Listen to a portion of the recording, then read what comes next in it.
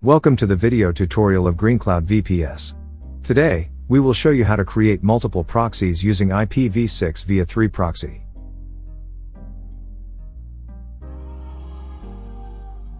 After logging into VPS, you just need to run the following commands in turn.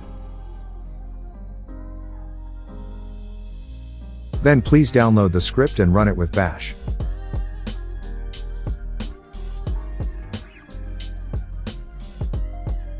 The output after running the script is as follows.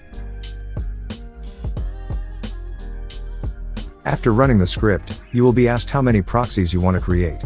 You enter the number of proxies you want to create and run when done. The output that appears as shown is successful. For the proxy to work, you should disable the firewall or configure the firewall to allow port 10,000 or higher. Port is created starting from 10,000. Depending on the number of proxies you want to create, you can allow the firewall port to work from port 10,000 to the proxy number you want to create.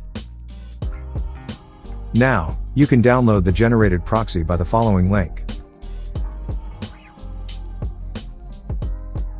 Use the following command to see if the proxy has been created.